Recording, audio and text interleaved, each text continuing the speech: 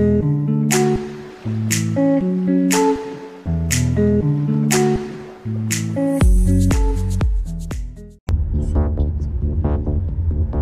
long des routes, des ronds-points, partout les stigmates d'une île fracturée, en ébullition. Ici, dans le quartier de Rivière-Salée, au nord de Nouméa, plusieurs axes sont tenus par des Kanaks, le peuple autochtone de l'île. Là, on est en train de lutter pour notre dynastie par rapport à la coutume. Sur ce rond-point, ils sont une dizaine qui contrôlent les allées et venues des véhicules. Ah, il va rentrer là. Ah, stoppez la voiture. Faites sortir la voiture. Circulez, circulez. C'est à nous encore la terre. On a dit, on a dit, il n'y a pas de métier, c'est le peuple kanak. Ah, la bonne. Ah, ici, c'est chez nous. Dans leurs mains, des haches, des couteaux, des machettes. Mais ça, c'est juste pour... C'est pas un arme, c'est juste pour faire montrer que nous, on est là. On est là. Ça, c'est pour couper les poids, pour faire la cuisine. La venue d'Emmanuel Macron n'a pas convaincu ces Mélanésiens. Ils rejettent le texte controversé sur le dégel du corps électoral qui menace, selon eux, la culture kanak. Il enlève le texte, les barrages automatiquement ils se lèvent. Il n'y a pas de négociation là-dessus. Mais c'est l'État. Parce que c'est l'État qui veut passer en force. Et l'État français, vous n'en voulez plus, comment on peut dire? Ben, on ne veut plus de l'État. Je veux dire, avec ce comportement-là, on ne peut plus continuer comme ça. Des manifestants déterminés à ne pas lever les barrages. Pourtant, Emmanuel Macron a exigé un retour au calme avant de négocier. Une impasse. Une poudrière avec deux mondes qui s'opposent. On est armés, voilà, armés avec ça là. D'un côté, de jeunes émeutiers kanaks. On lâche pas, jusqu'à qui va retirer le texte là, qui va voter. S'il faut mourir, on reste là sur les barrages. De l'autre, les habitants originaires d'Europe qui s'organisent en milices. Ils auraient très bien pu arriver et puis nous tirer dessus. Depuis près de 15 jours, la Nouvelle-Calédonie vit une poussée de fièvre, comme elle n'en avait pas vu depuis les années 80.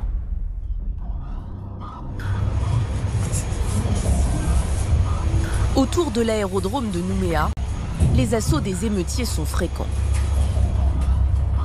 Cette zone stratégique, en plein cœur de la capitale, est protégée par l'armée. Les assaillants se rapprochent. Les militaires usent de lacrymogènes et grenades assourdissantes pour les tenir à distance. Pendant 30 minutes, les deux camps s'affrontent.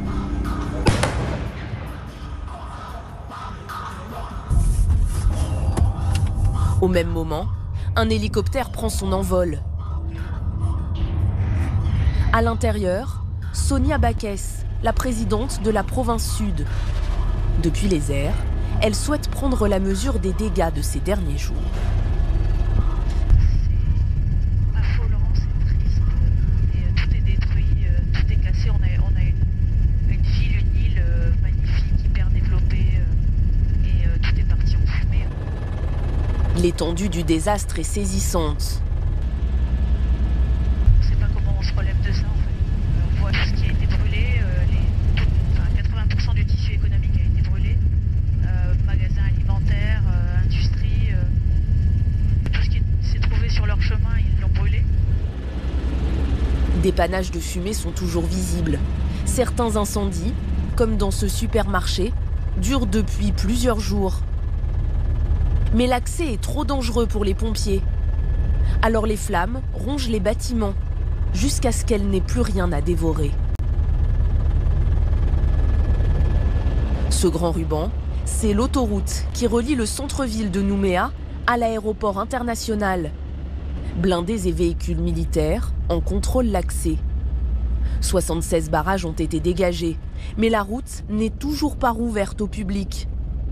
Car aux abords, la menace reste présente. Ils ont remis des barrages là, ouais. Là, c'est des barrages, on les voit sur la route secondaire, donc on ne peut pas accéder au Médipôle par la route secondaire, il y a les bâches. Tout à coup, la situation se tend. Le pilote vient d'être informé qu'il a été repéré par des émeutiers.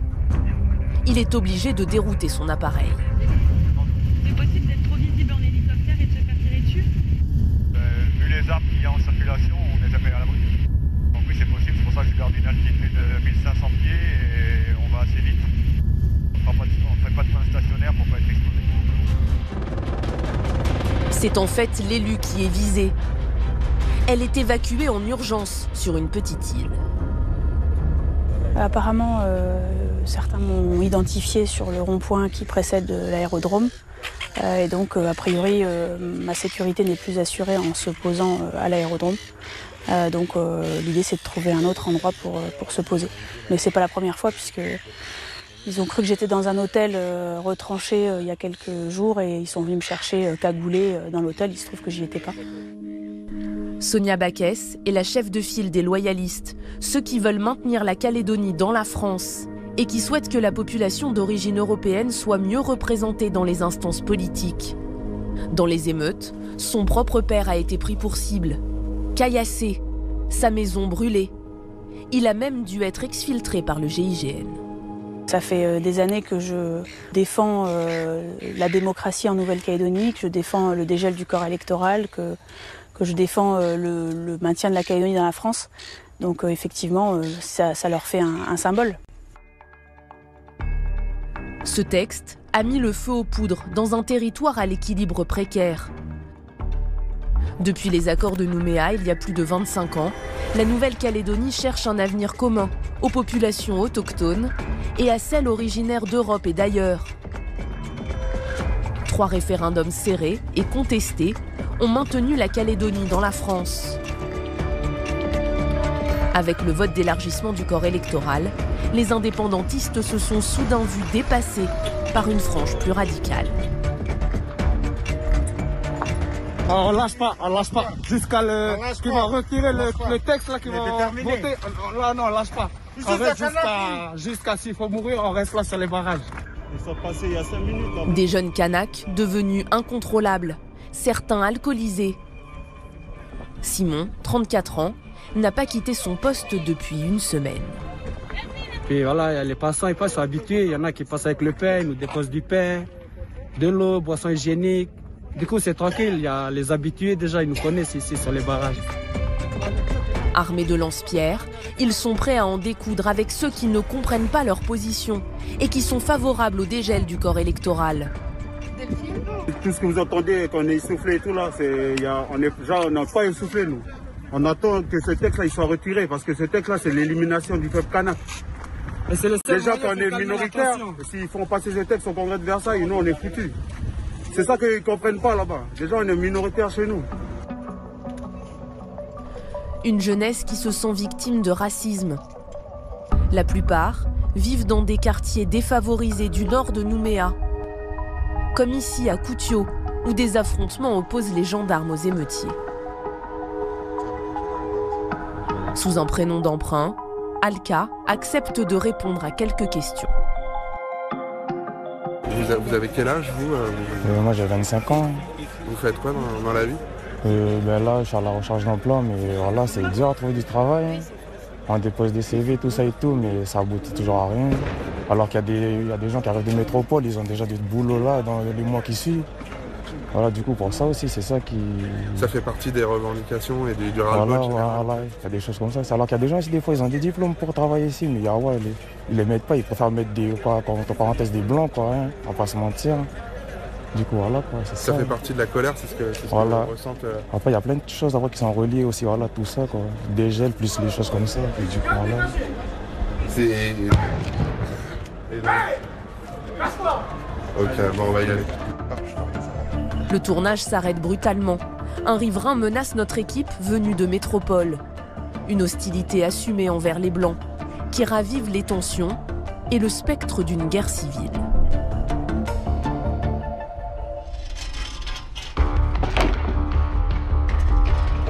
Chaque soir, à la nuit tombée, ces Calédoniens d'origine européenne montent la garde, de crainte que leur maison ne soit attaquée.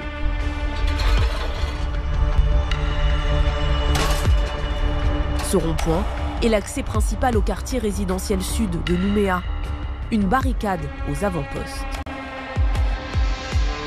J'étais au téléphone avec un poste de vigie qui est plus haut. Ils regardent toute la nuit et quand il y a des trucs un peu bizarres, ils nous préviennent. Des instituteurs, retraités, chefs d'entreprise qui s'organisent pour protéger leur maison. Chacun à son poste. Mon rôle, c'est d'être sniper lumineux, c'est-à-dire à la fois d'avertir les gens qu'on est là, de leur montrer le chemin aussi, parce que c'est pas forcément visible, et puis aussi de checker ce qu'il peut y avoir à l'intérieur des véhicules. Est-ce qu'il y a une personne, deux personnes, plusieurs personnes. Allez, on se planque! La meilleure cachette, derrière une porte blindée. Elle est extrêmement lourde parce qu'elle est remplie de ferraille. C'est une bonne cachette pour la nuit et c'est une bonne cachette aussi si jamais il y a un coup de feu. Une odeur de pneus brûlés inquiète. Ses habitants utilisent toutes les ressources à leur disposition pour lever les doutes. On a reçu un signalement d'une personne suspecte circulant sur un axe, donc je vais aller voir ce qu'il en est. Un quartier où ça chauffait pas mal les dernières nuits et au début, le quartier de Tuban notamment. Là, ça a l'air d'être assez calme. Il n'y a pas de source de chaleur ni de flamme à l'horizon. Chaque véhicule est contrôlé, comme celui de cette dame âgée. J'habite à Sunset, bonjour. À Sunset, on est un peu en retard. Oui, là, ne vous inquiétez pas, il y en a qui sont en retard aussi également. Oh, doucement! Un automobiliste refuse le contrôle. Alors le ton monte en quelques secondes. Ouais, tapez pas sur la voiture quand même, hein. Cette fois-ci, la voiture s'éloigne. Mais il y a 2 jours, un individu suspect s'est présenté devant cette barricade. Il y a 2 jours, on a refusé, il y a un homme qui est arrivé, il avait sa bière à la main, on lui a demandé d'ouvrir son coffre, il a dit non, ça s'ouvre pas, on a quand même ouvert parce qu'on est quand même vigilant et qu'il est 2h du matin, on est quand même en couvre-feu, donc la personne n'a pas à être là à la base. On a ouvert, il y avait 10 pneus dedans, une bouteille de gaz et des clés à choc. 2h du matin, une personne alcoolisée, seule, avec 10 pneus dans la voiture et une bonbonne de gaz, par les temps qui courent, c'est pas normal.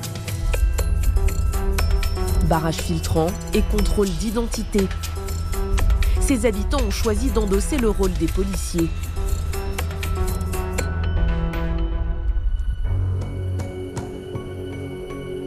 Deux kilomètres plus loin, c'est Laurent qui prend les choses en main. Ça va les gars? C'est cool ce soir?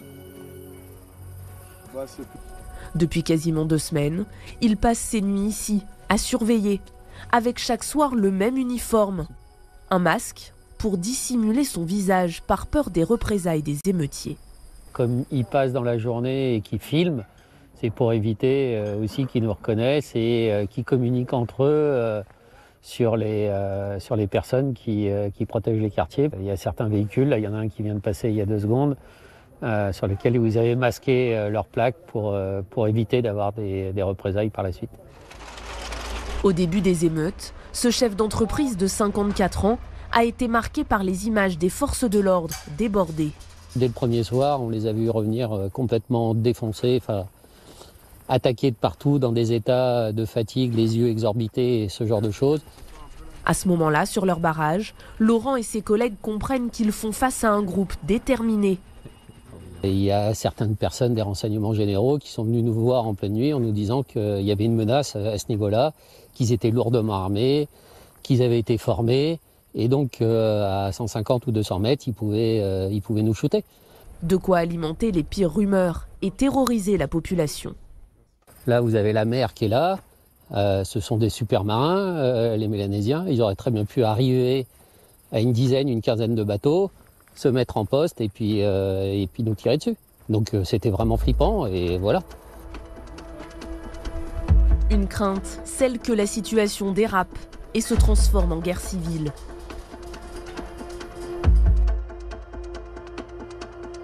Depuis presque 15 jours, 7 personnes sont mortes sur l'île, dont 2 gendarmes, un Calédonien d'origine européenne et 4 Kanaks. Cet homme, qui a voulu rester anonyme, a été témoin de la mort de 2 jeunes Kanaks la semaine dernière. 2 cousins, un homme d'une vingtaine d'années et une jeune femme âgée de 17 ans. Il a accepté de nous raconter la scène à laquelle il a assisté. Ils avaient volé une voiture. Et ils sont sortis avec du quartier, puis après voilà, il y a eu les 2 coups de feu. La fille s'est sauvée. La fille s'est fait tirer par derrière et le garçon s'est fait tirer dans la voiture. D'après lui, les deux cousins n'étaient pas armés. Il assure qu'ils ont été visés par le propriétaire du garage automobile où la voiture venait d'être volée. Le tireur présumé est aujourd'hui placé en détention provisoire. C'est une personne qui fait partie de la milice. Parce qu'il y a la milice qui tourne aussi. Nous, tous les soirs, on voit les miliciens tourner avec leurs fusils de chasse. D'après les services de l'État, 100 000 armes seraient en circulation sur l'archipel, l'équivalent d'une arme à feu pour 4 habitants. Un ratio impressionnant. Une spirale de violence entre deux camps. Et au milieu, un quotidien chaque jour paralysé un peu plus. Depuis le début des émeutes, la seule route de la presqu'île à la Dorade qui mène à Nouméa est jonchée de barrages. 13 km jugés trop dangereux pour y circuler. Alors ce matin-là, Anne débarque en bateau dans la capitale calédonienne, avec une mission bien précise. En fait, on est venu à Nouméa pour faire le ravitaillement des familles qui habitent sur notre presqu'île. Donc plein de sacs à bas vides pour pouvoir les remplir pour rendre aux familles ce soir qui en ont le plus besoin. Direction le supermarché. Et il faut s'armer de patience. En plein soleil, la file d'attente est conséquente. Même pendant le Covid, on n'a jamais fait des files comme ça. Non, c'est une situation qui a été impensable pour nous il y a 10 jours, quoi. On s'organise entre nous et on survit. Donner à manger à nos enfants et être en sécurité, c'est tout. Avec sa liste à la main, Anne arrive enfin à rentrer dans le magasin. Bonjour, merci. Bonjour. Et il faut faire vite. Les consignes sont strictes. Pas question par exemple de rester plus de 15 minutes dans les rayons et de dévaliser les stocks. Ce sera 2 articles par type de produit par passage en caisse. 2 briques de lait, 2 bouteilles d'eau, 2 kilos de fruits et légumes. Anne remplit son panier au maximum. Je pense que je ne dois pas être loin des 2 kilos, donc je vais faire le test. Et si jamais j'ai encore un peu de place, je prendrai des kiwis. Tout est rationné. En plus des fruits et légumes, cette mère de famille voudrait aussi ramener des produits frais. Au niveau de la viande en frais, il n'y a pratiquement rien, donc on va prendre en surgelé. Anne et ses proches sont obligés de s'adapter. C'est sportif.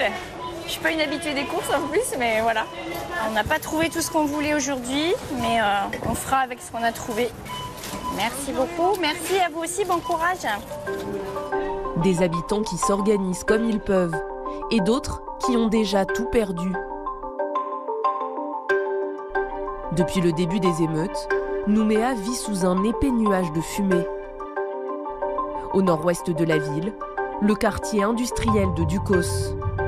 Aujourd'hui déserté, il n'est plus qu'un immense amas de tôles brûlées et d'entrepôts mis à sac. Des centaines de magasins ont été réduits en cendres. Sur le parking de ce concessionnaire automobile, 300 véhicules carbonisés et un hall d'exposition entièrement noirci par les flammes. Là, une station-service totalement détruite. La Chambre de commerce et d'industrie estime qu'il faudra 1 milliard d'euros pour restaurer les 350 entreprises dévastées. Et parmi elles, celle de Denis, 75 ans. Je vous emmène sur le point de départ du... Un magasin de fournitures agricoles qu'il a lui-même bâti lors de son arrivée en Nouvelle-Calédonie, il y a 54 ans. Le travail de toute une vie. Ça, c'est l'arrière de mon entrepôt. Et voilà ce qu'il en reste aujourd'hui.